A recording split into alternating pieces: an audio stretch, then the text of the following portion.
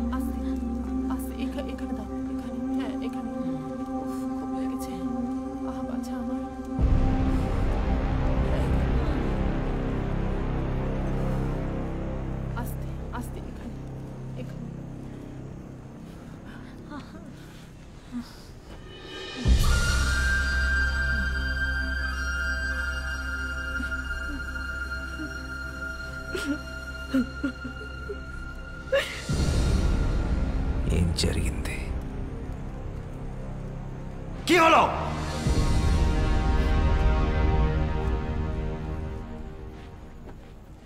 జాగ్రత్తగా వెళ్ళు.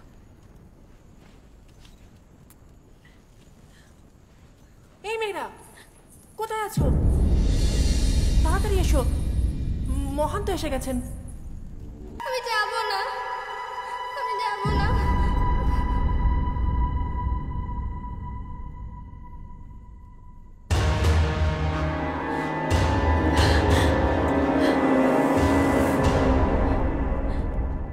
আসবো না আমরা,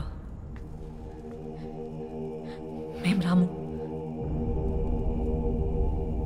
మేం దేవుడికి భార్యలు, అంటే దేవతలతో సమానం. ఎవడు పడితే వాడు తాకడానికి మేమేం గుడిలో స్తూపాలం కాదు. మానమున్న మనుషులం. మా మీద ఎవరికి హక్కు లేదు, ఆ దేవుడికి కూడా.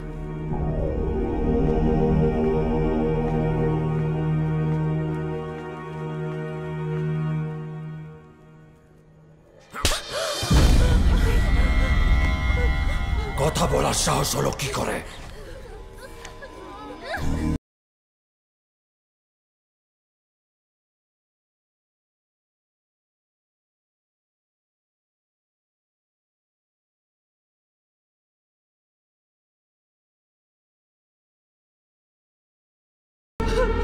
তোরা দেবতার না, আমার দাসী।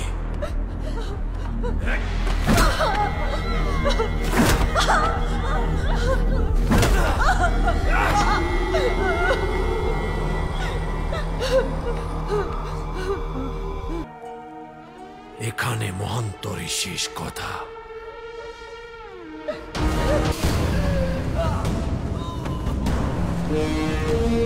ప్రతి ఆడది ఓ గర్భగుడిరా. అలాంటి గర్భగుడిలో వచ్చపోసిన ఊర కుక్కని ఏం చేయాలి?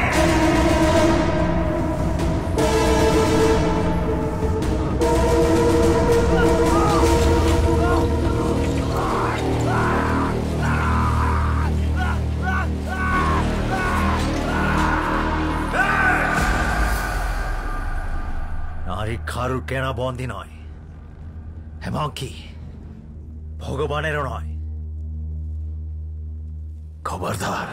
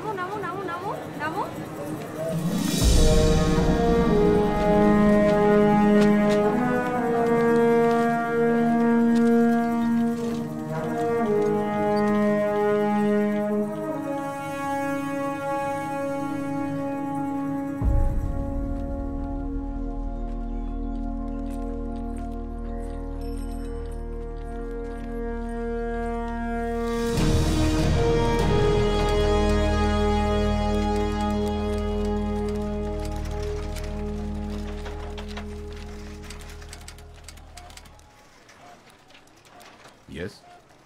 I need some work.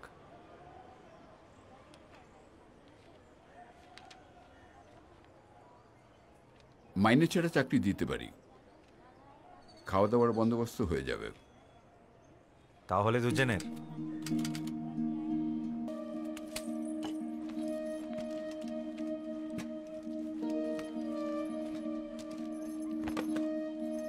দাদু বলেছে এটা তোমাদের দিতে।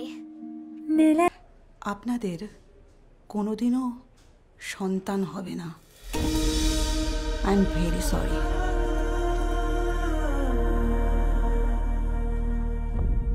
నీకు ఇంకా పిల్లలు ఎందుకు? నేను సరిపోనా?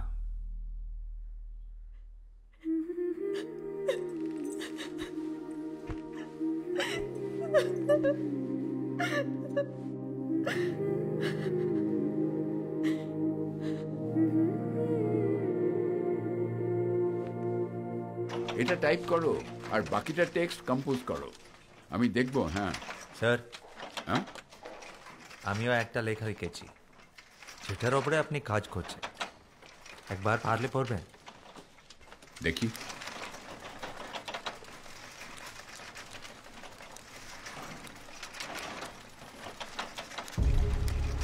এসব তুমি কি লিখেছো?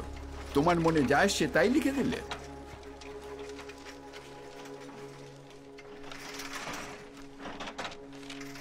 ওরটাই ছাপবে।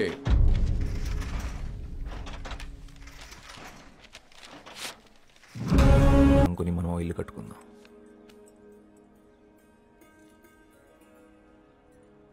ఏమైంది రోసి? నా అదృష్టం కొద్దీ నువ్వు దొరికావు. నేను ఆ ఉచ్చు నుంచి బయటపడగలిగాను. అయినా ఒక్క గుడిలోనే 25 మంది దేవదాసీలుంటే దేశంలో ఎన్ని గుడులున్నాయి? ఎన్ని వేల మంది స్త్రీలు ఇంకా గుడి నీడల కింద పడి నలిగిపోతున్నారు. కానీ బయట ప్రపంచం వాళ్ళని గౌరవించదు కదా. వాళ్ళని చేరదీసేది ఎవరు? వాళ్ళ పిల్లల భవిష్యత్తుకు భరోసా ఎవరు?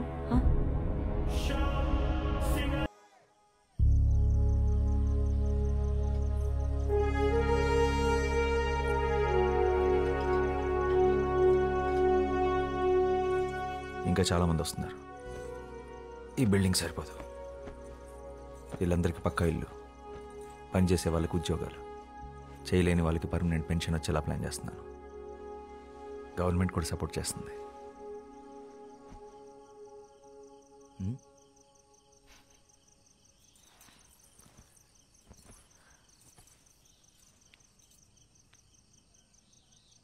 మనసులో ఏ చింత లేదు. ఈ అమావాస్య ఆకాశంలాగా. దీన్ని సంతోషం అంటారేమో.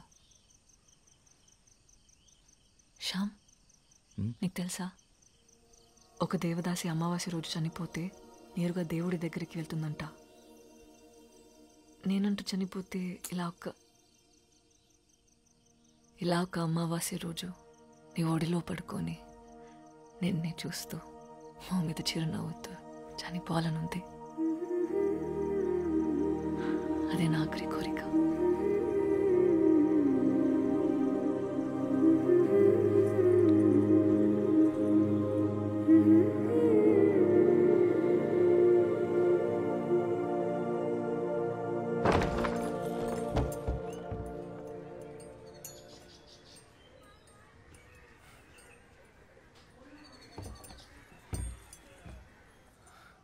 అన్నయ్య కొంట్లో బాగోలేదురా, నిన్ను చూడాలంటున్నారు.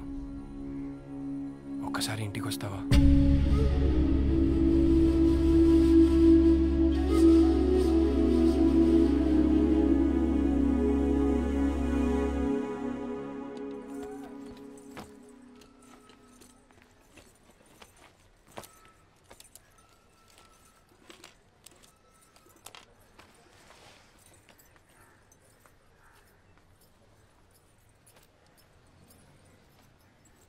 ఆ ఊరిని తలుచుకుంటే నాకు చాలా భయంగా ఉంది.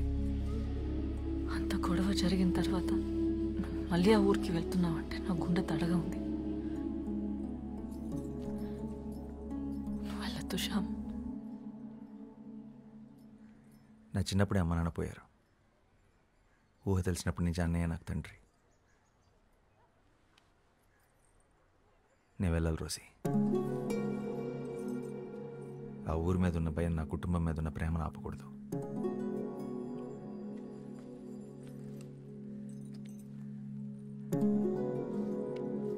జాగ్రత్త. ఆలస్యమైన మాటిస్తున్నాను, వచ్చేస్తాను.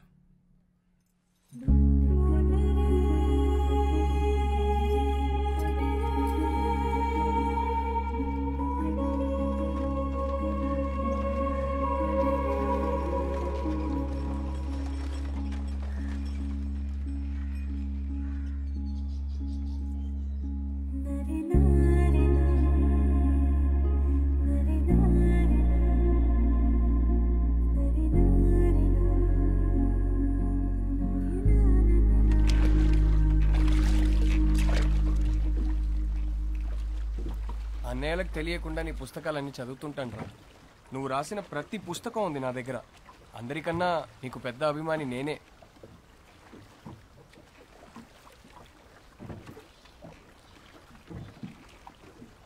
ఏం రాస్తున్నావురా? కొత్త కథ? ఒక చిన్న కథ ఇప్పుడే తట్టింది.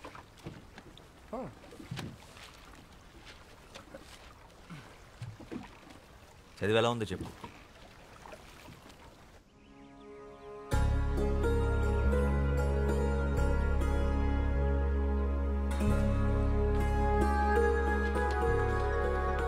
వదినా, శ్యామ్ బాబు వచ్చాడు. రండి రండి, అందరు రండి. ఏరా, బాగున్నావా? బాగున్నా అన్నయ్య, నువ్వు ఎలా ఉన్నావు? బాగున్నా. భోంచే. ఏయ్, భోజనం పెట్టండి. వెళ్ళు వెళ్ళు. నువ్వు బజార్కి వెళ్ళి కొబ్బరి బొండాలు తీసుకురా. రసగుల్లా కూడా తెస్తాను. కూర్చోబెట్టండి వాడిని.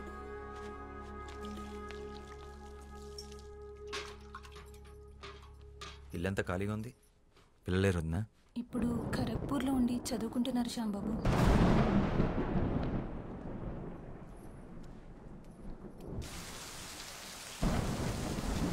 ఎలా ఉన్నావు వదినా?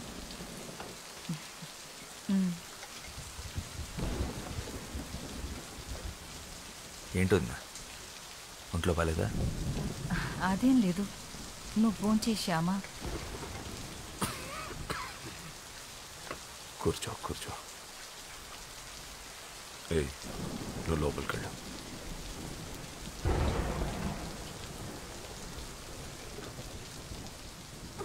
ఆరోగ్యం ఎలా ఉందన్నయ్య? పర్వాలేదు. నీ గురించి అందరూ మాట్లాడుకుంటున్నారు. పేపర్లో కూడా నేను చదివాను.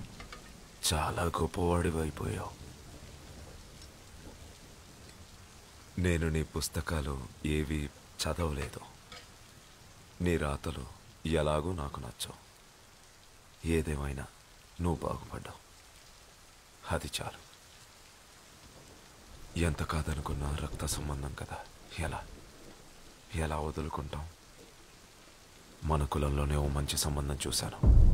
ఓసారి చూసి పెళ్లి చేసుకో. ఆ సంఘ సేవేదో ఇక్కడి నుంచి కూడా చేసుకోవచ్చు.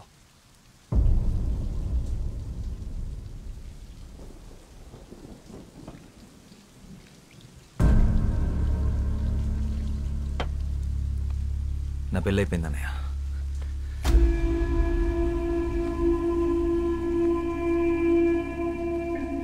ఈ విషయం మాట్లాడటానికి పిలిపించుంటే నేను వచ్చిన పని అయిపోయింది. ఆ బజార్లంటిని ఇంటి కోడలుగా మేము ఎప్పటికీ ఒప్పుకోము. తను నా భార్య రోజే సింగారాయ్. తన గురించి తప్పుగా ఇంకొక మాట మాట్లాడితే అన్నామని కూడా ఖబర్దార్.